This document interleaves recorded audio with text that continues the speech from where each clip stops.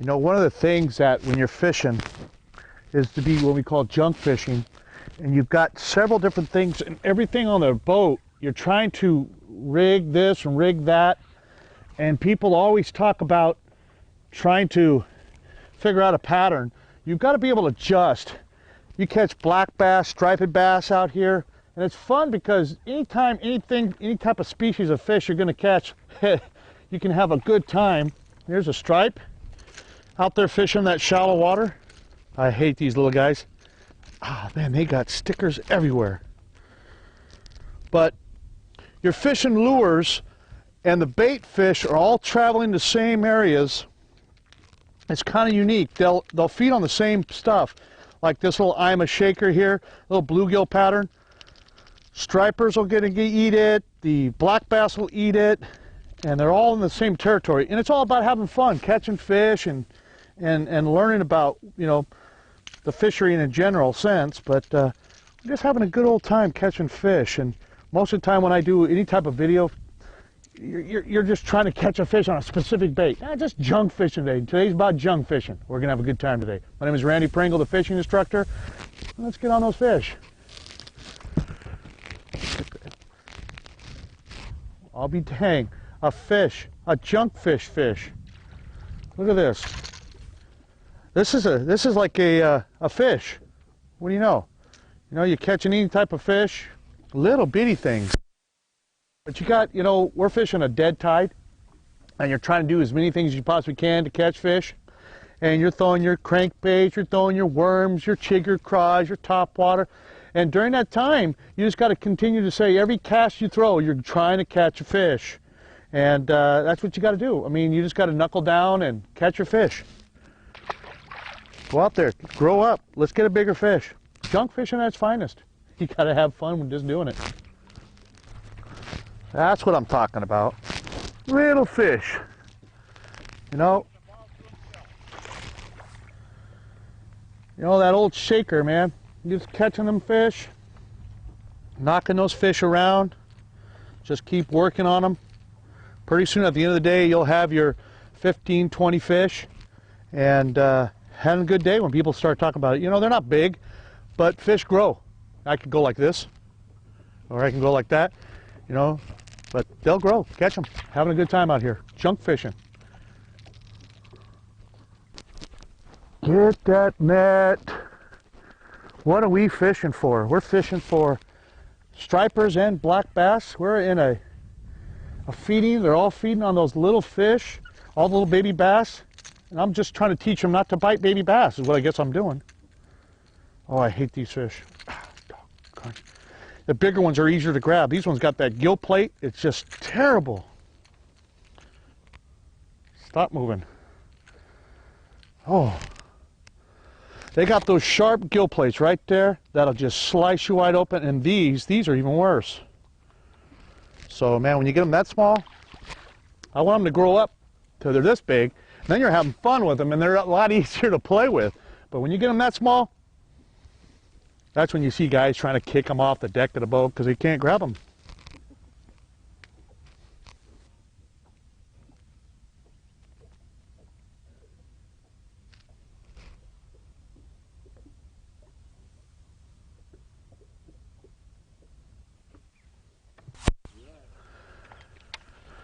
You know, when I'm going out here and I'm fishing, and I tried to find different structure and different lures and different techniques.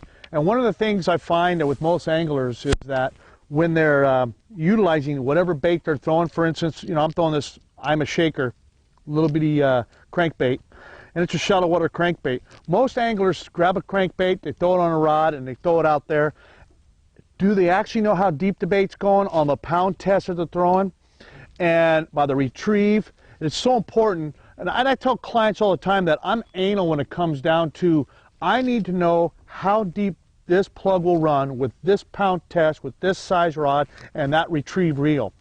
You get it down to that point, your angling skills are going to increase extremely. Let me dissect it even further.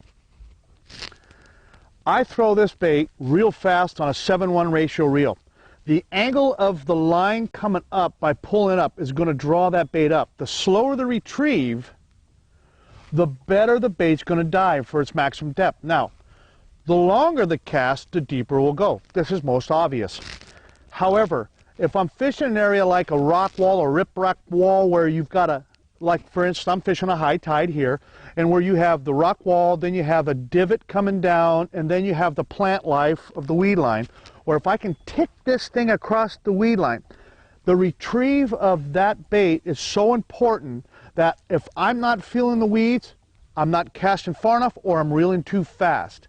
Knowing what the retrieve needs to be, and once you get bit, if you can duplicate that, you will catch a lot more fish. So making sure that every cast you're adjusting the retrieve speed, you'll catch a lot more fish. And I tell you, it has helped me so much by when you throw it out there, just don't cast it. Pick a target, pick an angle, and continue that angle.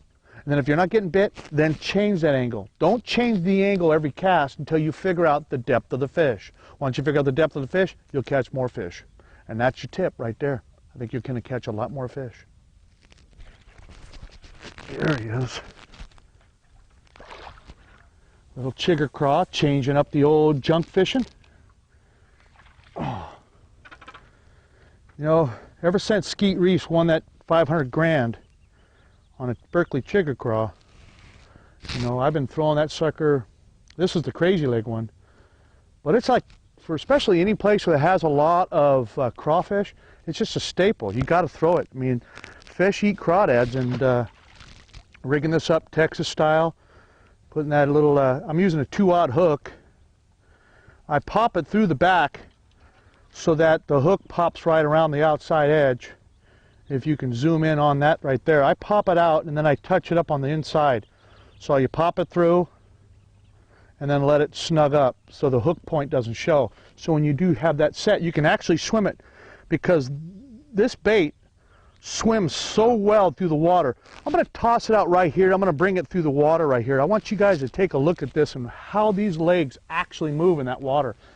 And if you watch it in the water, you can see that this bait moves so well through the water. The tentacles and everything just moves. No, I don't see it. Barely. Little old fish. Man. Dink day. They call me Randy the Dink Day Fisherman. I just keep doing this. Way out like that.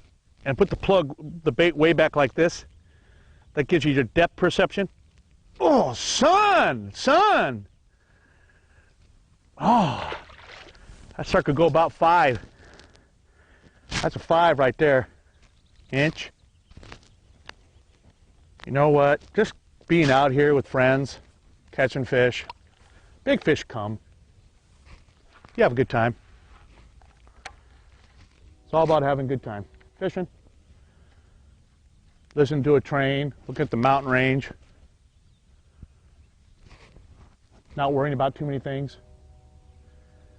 Practicing what you need to practice on. Practice from flipping, pitching, working that bottom, making that fish bite. That's what it's all about. Relaxing. Although I would like a big fish to eat. You know, I just missed a fish, and he just took one of my clippers off. And a lot of times, I was reading a book that Berkeley put out that was showing that a bass will fight with a crawdad, and he will take the pinchers and rip them off, and then now the crawdad is basically defenseless, so he'll go after it. And they did a study that if you have both pinchers, bass will do X. And then if you have one pincher, you get more strikes on the bait. And if you have no pinchers, the bass thinks it's like easy prey, they're going to eat it. However, you and I as an angler, first thing I did was had one clipper off, grabbed the bag. I'm going to put another brand new one on, because that's the way we evolve. You know, we got to have pinchers on it, but the studies show that a bass will hit it more often without pinchers. So here I am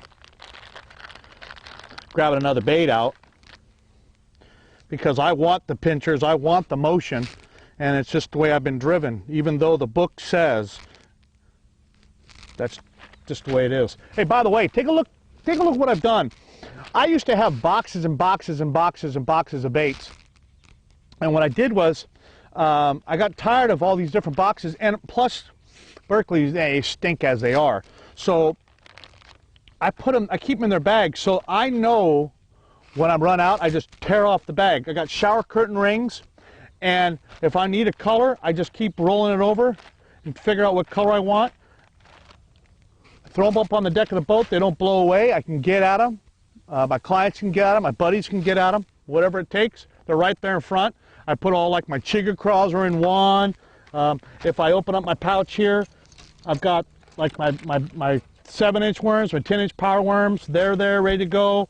And I've got all my other type of baits, all Berkeley baits, my finesse worms. Just makes it a lot simpler. Then I can just take this out and restock this way. Then I know exactly which one I need. By just rolling over, I need that color. I need my whatever color I'm using, man. It just makes it so much easier. And it's all about making sure that when you're fishing, you're taking up some of that time that you want to be casting. Just makes it a lot easier to be more tuned of your baits, more organized. Makes it a lot easier, man. Makes your day a lot simpler. Go out there and catch a fish now. Don't let them bite your clippers. That's just not fair.